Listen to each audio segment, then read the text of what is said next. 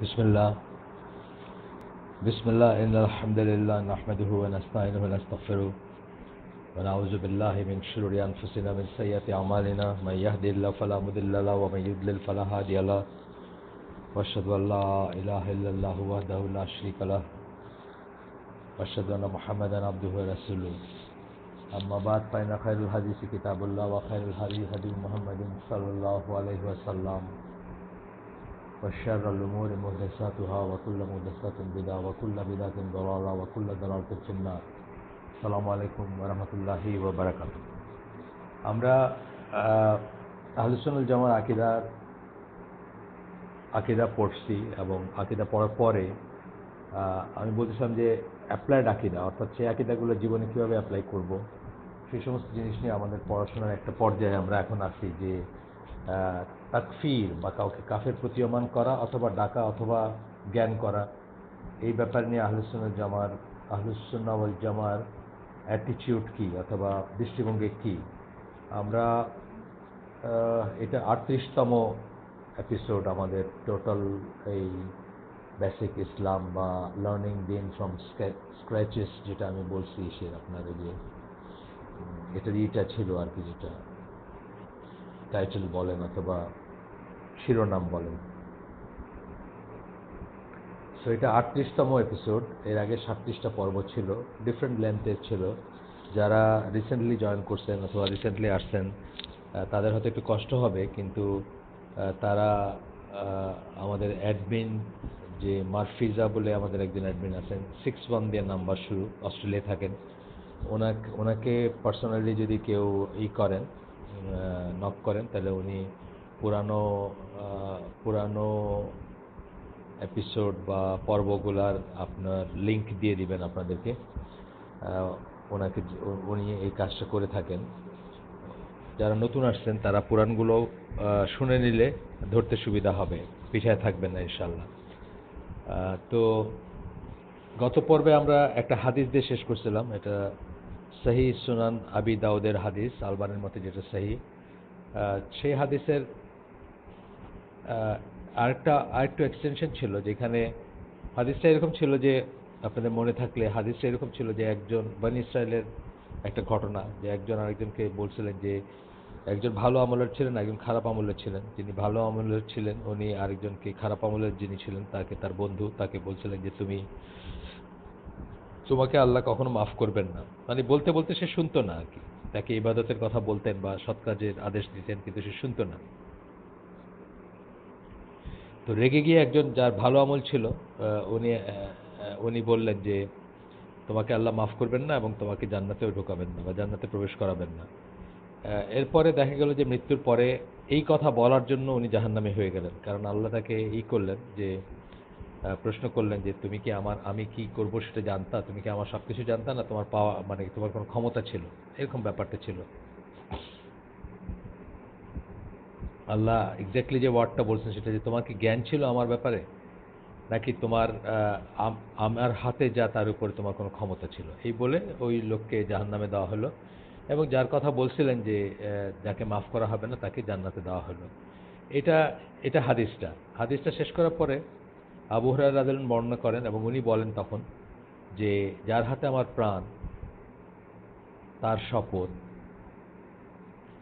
সে ওই লোকটা আর কি এমন একটা কথা বলছিল, by means of which his interests in this world and in the hereafter were destroyed.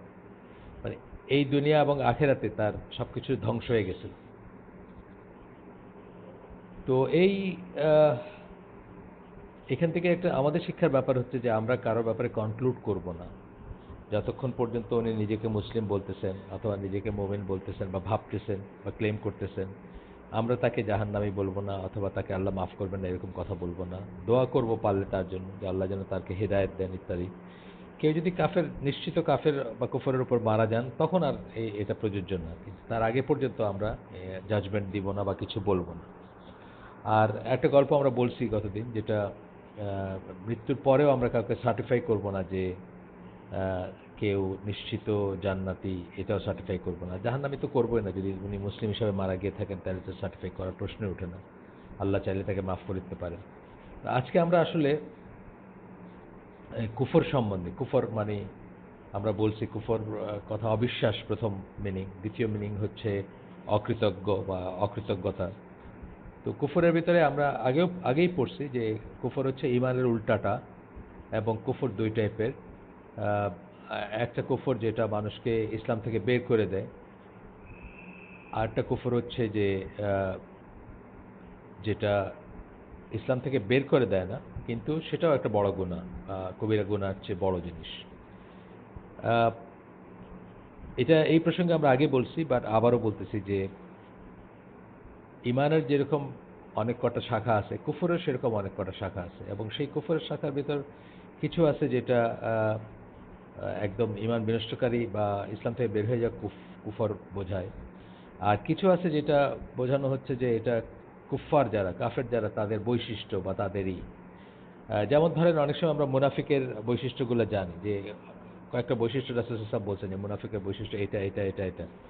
যখন সে কথা বলে মিথ্যা কথা বলে, বা আমানতের খেয়ানত করে, আরও আছে, যাই হোক, ওয়াদা করলে ভঙ্গ করে, এই সমস্ত জিনিসগুলা।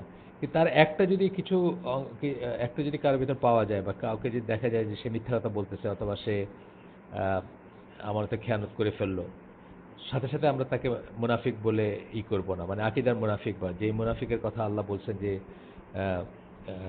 জাহান্নামের সর্বনিম্ন স্তরে থাকবে, সেটা জ্ঞান করব না তাকে।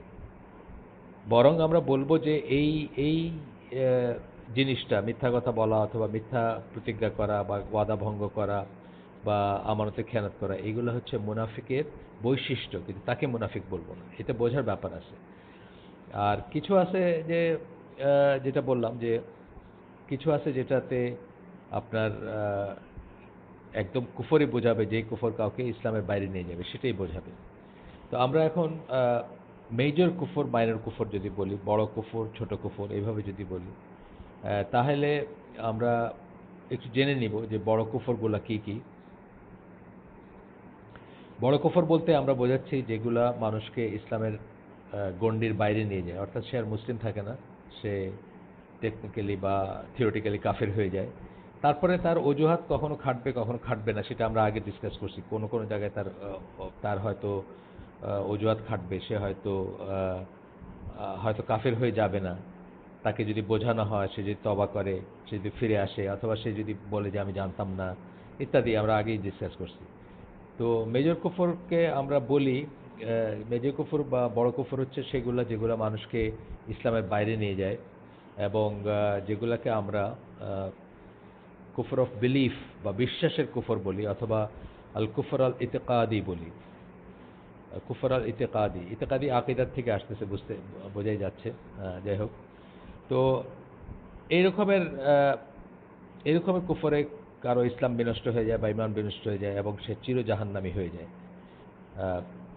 এক্সেপ্ট যদি ওরকম একটা অজুহাত থাকে যে সে কখনো শোনেই নাই বা তাকে কেউ বলেই নাই। তো এটা বিশ্বাস হইতে পারে, কথা হইতে পারে, কাজও হইতে পারে।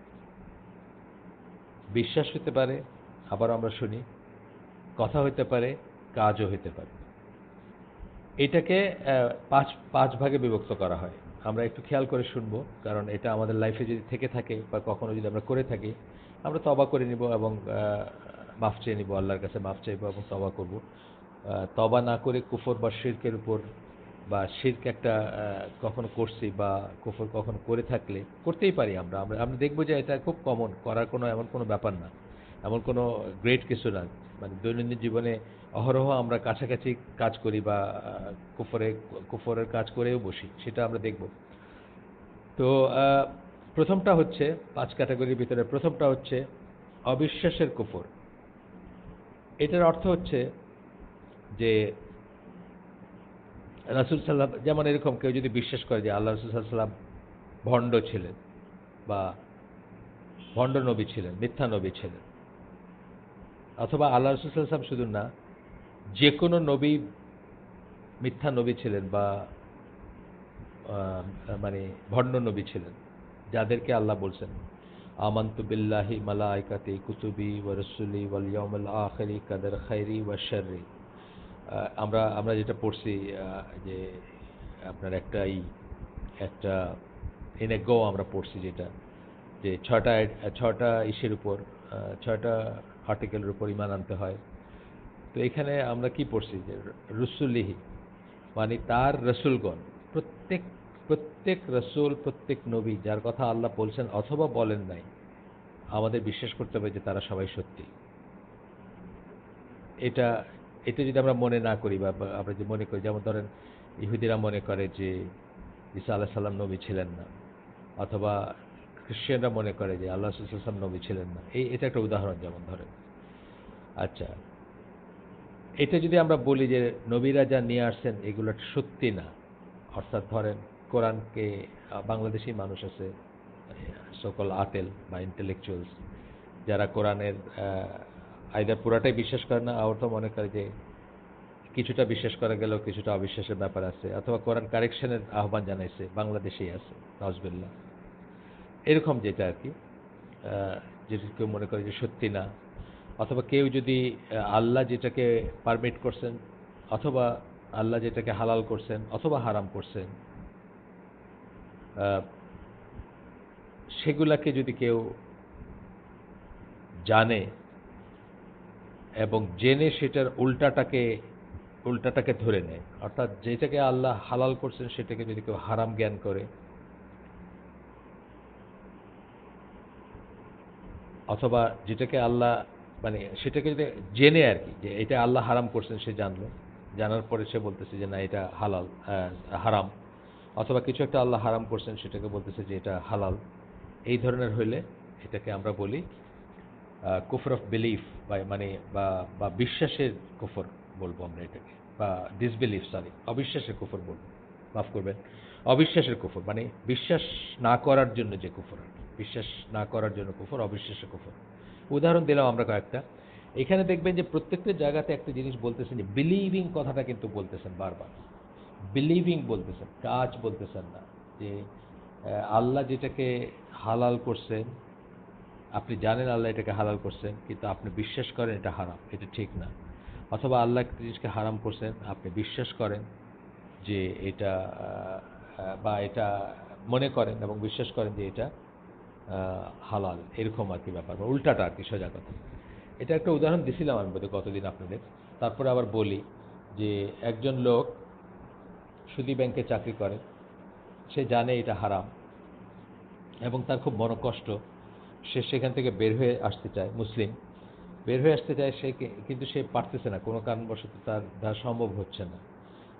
কিন্তু সে এটাকে অন্যায় জানে এবং এটার জন্য আল্লাহর কাছে কান্নাকাটিও করে, বা একটা গিল্টি ফিলিং আছে তার, এই কিন্তু মুসলিম। আরেকটা লোক জীবনে কোনোদিন সুদ খায় নাই, কিন্তু সে মনে করে যে আল্লাহ যে সুদ হারাম করছেন এটা ঠিক না, আসলে সুদে কোনো সমস্যা নেই। তো এই এই সেকেন্ড লোকটা যার কথা বললাম, সে কিন্তু আর মুসলিম বা মুমিন থাকে না, সে ইসলাম থেকে বের হয়ে যায়, বিকজ আল্লাহ যেটাকে হারাম করছেন সে সেটাকে হালাল মনে করে।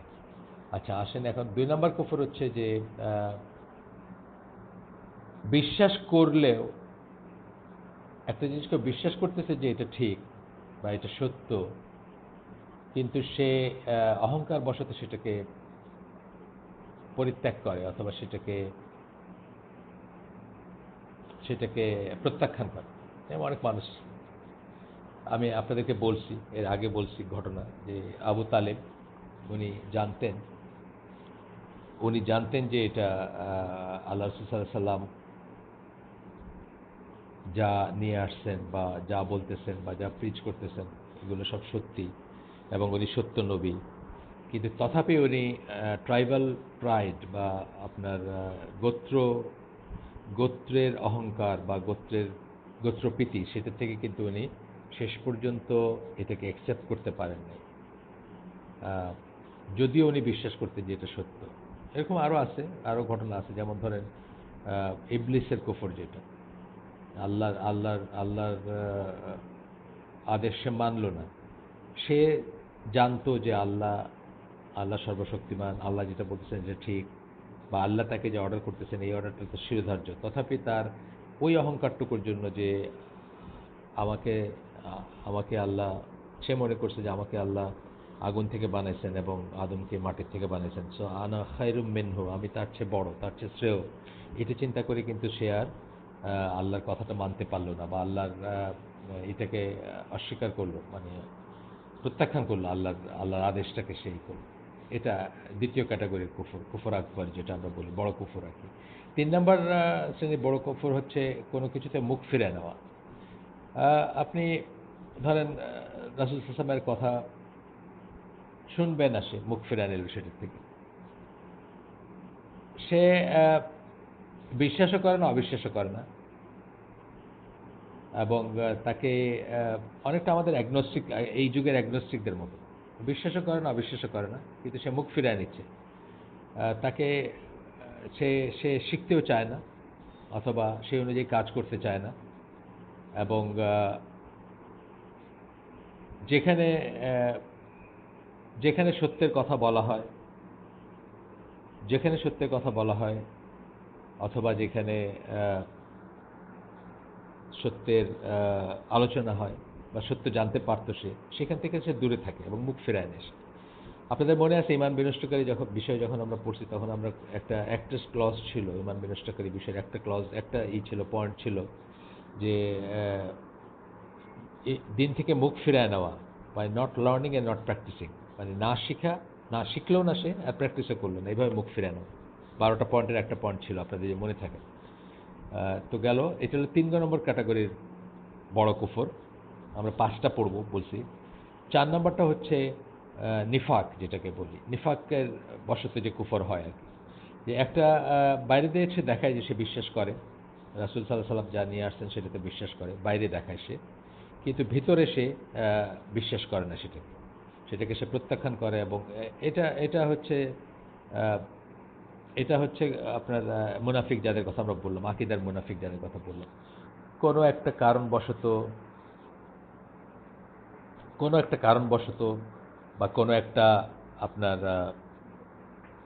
কোনো একটা কারণবশত বা কোনো জাগতিক প্রাপ্তির জন্য সে হয়তো আউটওয়ার্ডলি দেখায় যে সে বিশ্বাস করে।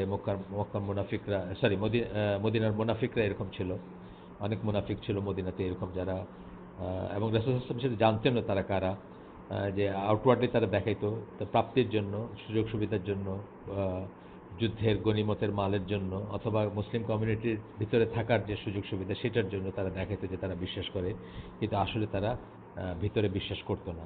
এরা সবচেয়ে খারাপ ক্যাটাগরির আর কি, সবচেয়ে খারাপ ক্যাটাগরির কাফের এরা। এবং এখানেও কিন্তু নিফাকের ব্যাপারে 2 ধরনের ধরতে হবে। এখানেও নিফাকের ব্যাপারে 2 ধরনের ধরতে হবে, যে বিশ্বাসের নিফাক এবং কাজের নিফাক। আহ, এটা অবশ্য আমাদের এখানে বলতেছেন যে বিশ্বাসেরটা, এখানেও তো একই ব্যাপার। বিশ্বাসেরটা হচ্ছে মেজর হিপোক্রেসি, যেটা আপনার মানে কুফরের, মানে যেটা আমরা পড়লাম এখন, যে কুফর, বড় কুফরের একটা টাইপ হচ্ছে যে নিফাক, বড় নিফাক বলতেছে। নিফাককে ওনারা মানে 2 রকমের করতেছেন আর কি। যে বিশ্বাসী যে নিফাকটা সেটা হচ্ছে বড় নিফাক, এটা মানুষকে ইসলাম থেকে বের করে দেয়, এবং এটার কথাই বলছেন আল্লাহ রাসূল সাল্লাল্লাহু আলাইহি ওয়াসাল্লাম, বলছেন যে লোয়েস্ট পিট অফ ফেল, মানে আপনার সর্বনিম্ন এসে থাকবে, জাহান্নামের সর্বনিম্ন এসে থাকবে। আচ্ছা, আর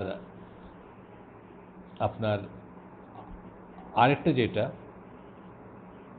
কাজের যেই, সেটার কথা বলতেছে যে এটা একটা ছোট, একটা একটা মানুষ একটা কাজ করে বসে শরিয়ার বিরুদ্ধে একটা কাজ করে বসে, বা একটা ওই যে আমি যেটা বললাম যে যে চরিত্রগুলো বলছেন রাসূল সাল্লাল্লাহু আলাইহি ওয়াসাল্লাম, যে এই চরিত্র থাকলে সে, এগুলো হলো মুনাফিকের চরিত্র বা মুনাফিকের ক্যারেক্টারিস্টিক্স বা বৈশিষ্ট্য, তার একটা তার ভিতরে আছে। ধরেন একটা কাজ সে করছে, চুরি করে ফেলছে, অথবা চুরি না, বা মিথ্যা কথা বলছে, বা চুরি, ধরেন আমানতের খেয়ানত করছে, তার কাছে একটা আমানত রাখা হয়েছে, সেটা সে খেয়ানত করছে। যে যে এইগুলো বলছেন, কথা দিলে কথা রাখে নাই, একদিন কথা রাখে নাই বা একদিনই করেন, এটা কিন্তু হচ্ছে এই ছোট মুনাফিকি, বা আহ, সেই মুনাফিক, একটা মুনাফিকের কাজ বা নিফাকের কাজ, যেটা আপনাকে ইসলামের বাইরে নিয়ে যাবে না, কিন্তু এটাও এটাও খারাপ জিনিস, এবং এটাও বড় একটা গুনাহ। যাই হোক, আহ, এটা পড়লাম আমরা। এবং ৫ নম্বর ক্যাটাগরিটা হচ্ছে সন্দেহ, অর্থাৎ আল্লাহ রাসূল সাল্লাল্লাহু আলাইহি ওয়াসাল্লাম কে নিশ্চয়তার সহকারে রাসূল সাল্লাল্লাহু আলাইহি ওয়াসাল্লাম যা নিয়ে আসছেন সেটা বিশ্বাস করে না, কিন্তু আবার অবিশ্বাসও করে না। কখনো কখনো সে বিশ্বাস করে, আবার কখনো বিশ্বাস করে না, বা কখনো সে হেজিটেট করে, একটা একটা কাজে হেজিটেট করে, এটা করবে কি করবে না, মানে সন্দেহবশত হেজিটেট করে। এটা কি এটা কি দরকার, এটা কি করা এতই দরকার, বা এটা কি অনেক মানুষ আছে আর্গু করে দেখবে যে এটা নেচারের এগেনস্টে যায়, বা এটা ঈশ্বরের এগেনস্টে যায়, এরকম এরকম কথা বলবে। আমার ওয়াইফ যখন প্রথম আপনার হিজাব করতে শুরু করে, তখন তার খুব ক্লোজ এক ফ্রেন্ড তাকে বলছে যে হিজাব পড়লে তো মাথায় বুদ্ধিশুদ্ধি কমে যায়, মানে মেধা কমে যায়। এই যে ব্যাপারটা, এই মানুষ যিনি এটা বলছেন, উনি সন্দেহ পোষণ করছেন যে আল্লাহ রাসূল সাল্লাল্লাহু আলাইহি ওয়াসাল্লাম বা আল্লাহ যে কথাটা বলছেন এই কথাটা ঠিক কিনা, বা এই কথাটা কি সত্যি ভ্যালিড কিনা, বা সত্যি কি প্রয়োজনীয় কিনা, এই ধরনের ব্যাপার আর কি অনেকটা। আহ, এরপরে আরো কিছু কুফর আছে, আরো কিছু কুফর আছে। যাই হোক, এই কুফরগুলো হচ্ছে যেগুলো আমরা পড়লাম, যেগুলো 5টা ক্যাটাগরি পড়লাম, আরেকবার আমি একটু জাস্ট করে যাই, একটু বলে যাই। প্রথমটা হচ্ছে অবিশ্বাসের, দ্বিতীয়টা হচ্ছে অহংকারের, অহংকার বশত কিছু অস্বীকার করা বা মুখ ফিরায় নেওয়া বা প্রত্যাখ্যান করা। তৃতীয়টা হচ্ছে মুখ ফিরায় নেওয়া, মানে না শুনতে, শুনতেই চাইলো না, আল্লাহ রসুল কি বললেন শুনতেই চাইলো না, শিখলো না এবং সেটা প্র্যাকটিস করলো না। তারপরটা হচ্ছে নিফাক, অর্থাৎ বাইরে বলতেছে ঈমান আছে, ভিতরে আসলে নাই। তারপরটা হচ্ছে সন্দেহ, সন্দেহবশত একবার একবার মনে করে যে হয়তো এরকম হবে বা এটা ঠিক আছে, আরেকবার মনে করে যে না এটা ঠিক না।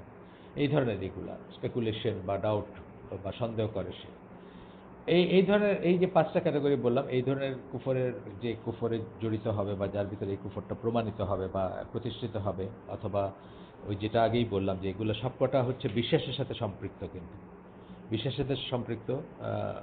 এই সমস্ত জিনিসগুলা হচ্ছে আপনার বড় কুফর, এবং এগুলোর জন্য যে কেউ চিরজীবন ইসে থাকবে, আপনার চিরজীবন, চিরকাল, সরি চিরজীবন বলা উচিত না, চিরজাহান্নামী হবে, সোজা কথা, ইটার্নাল টাইম। তো এদের কথা বলতে গিয়ে আল্লাহ কোরআনে বলছেন, একটা একটা আয়াত কোট করতেছেন, সূরা বাইয়িনা 6 নম্বর আয়াত, ইন্নাল্লাযিনা কাফারু মিন আহলিল কিতাবি ওয়াল মুশরিকিনা ফি নারি জাহান্নামা খালিদিনা ফিহা উলাইকা হুম শাররুল বারিয়া। তো এটা এখানে বলতেছেন যে যারা অবিশ্বাস করে, অবিশ্বাস করে বা যারা বিশ্বাস করে না, নিশ্চয়ই যারা বিশ্বাস করে না, আহলে কিতাবদের ভিতর যারা বিশ্বাস করে না এবং যারা মুশরিক, তারা চির জাহান্নামী, মানে চিরকাল জাহান্নামে থাকবে, এবং তারাই হচ্ছে সবচেয়ে খারাপ প্রাণী, এই কথা বলা হচ্ছে। যাই হোক, আমরা অনেক অনেক আয়াত পাবো এই ধরনের, যেগুলোতে এই জিনিসগুলো ডিফাইন করা হয়েছে বা হবে। এরপরে আমরা দেখব যে ছোট কুফর, ছোট কুফর হচ্ছে যে এমন কুফর যেটা কাউকে ইসলামের বাইরেই করে দেয় না, মানে বাইরে নিয়ে যায় না বা ইসলাম থেকে বের করে দেয় না, কিন্তু সেটাও কুফর বলছেন আল্লাহ রাসূল সাল্লাল্লাহু আলাইহি ওয়াসাল্লাম। অথবা আপনার কি বলে, সেটা ওইভাবে কুফর বলে বলছেন কথাটা, কিন্তু সাহাবীরা বুঝছেন বা আমরা অন্যান্য দলিল থেকে বুঝি যে এগুলা সেই সব কুফর না যেগুলো কাউকে ইসলাম থেকে বের করে দেয়, বরং এগুলো ছোট কুফর। তো এটা হচ্ছে যে আপনার বলতে পারেন যে আহ, কুফর বা কাফেরের কিছু বৈশিষ্ট্যের ভিতর পড়ে, কাফেরের বৈশিষ্ট্যের ভিতরে পড়ে। যেমন ধরেন, একজন মুসলিমকে হত্যা করা, আল্লাহ ছাড়া অন্য কোনো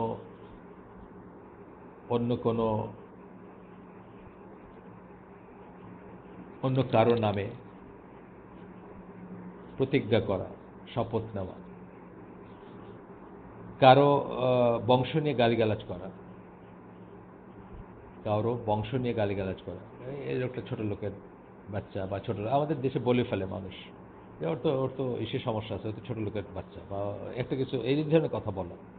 একজন মুসলিমকে যদি আপনি সেটা বলেন, তাহলে এই লিনিয়েজ নিয়ে কথা বলা বা তার বংশ পরিচয় নিয়ে কথা বলা। তারপরে মৃত মানুষের উপর ওই যে বিলাপ করা, বুক চাপড়ানো, চিৎকার করে কান্নাকাটি করা, কেউ মারা গেলে তার জন্য চিৎকার করে কান্নাকাটি করা। তারপরে কোনো একজন মুসলিমকে যদি কেউ কাফের বলে ডাকে, এই এই জিনিসগুলো সব হচ্ছে ছোট কুফর। এগুলোতে মানুষ, এগুলো কবিরা গুনাহ হচ্ছে বড় গুনাহ, কিন্তু এগুলা একটা করলে মানুষ সাথে সাথে ইসলাম থেকে বের হয়ে যায়।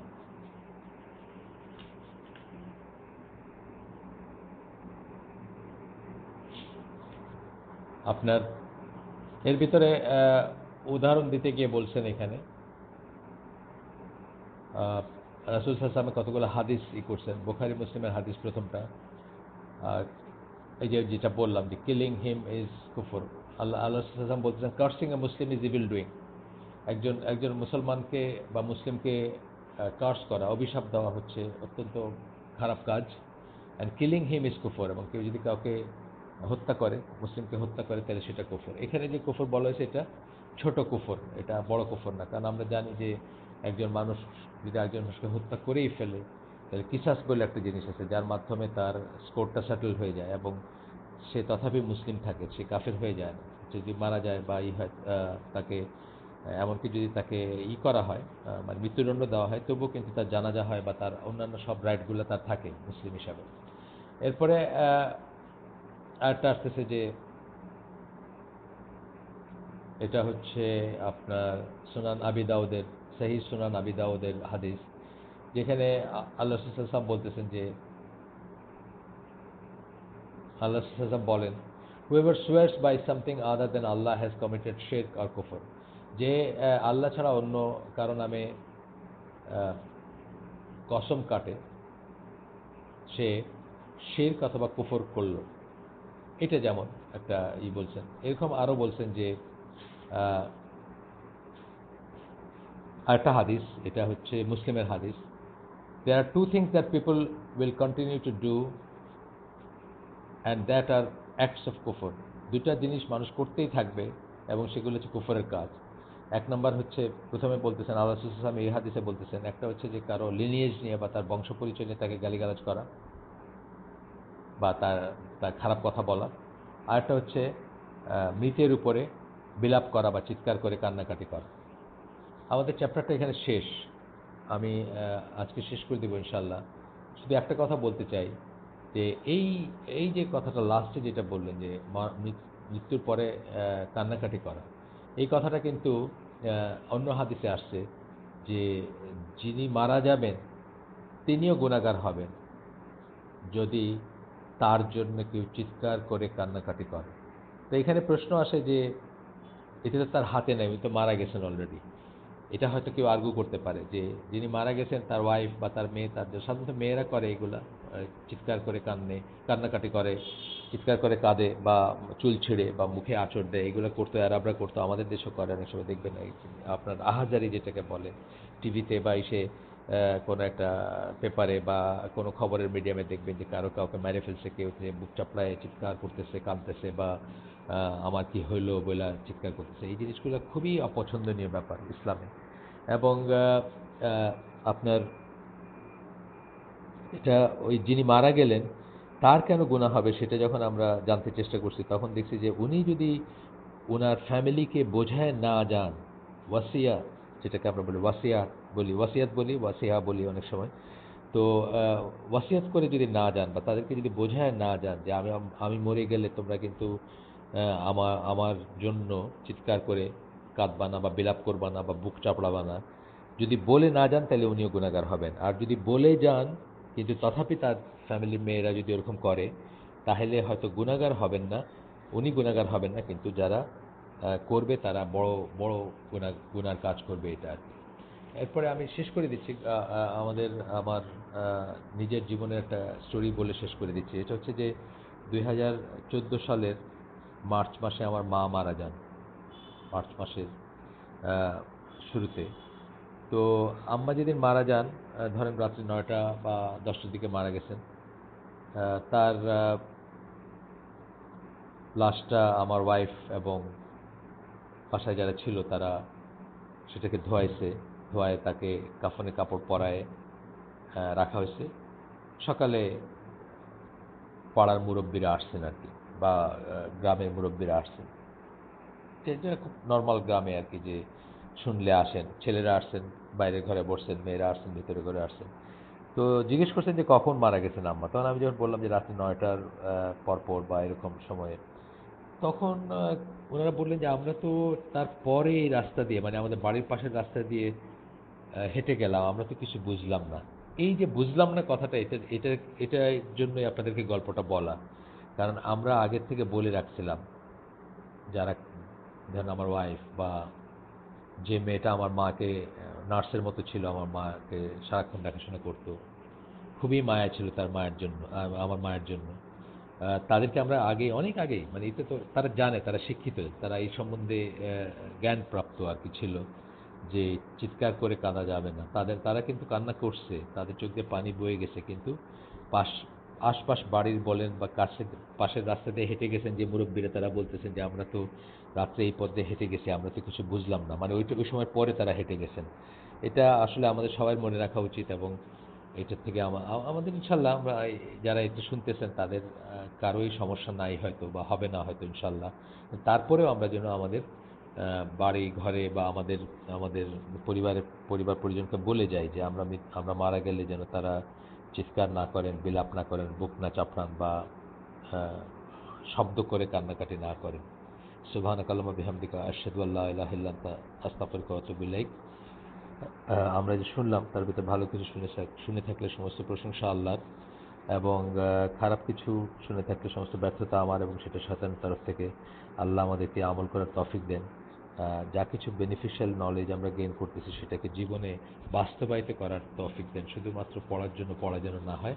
আসসালামু আলাইকুম ওয়া রাহমাতুল্লাহি ওয়া বারাকাতুহু।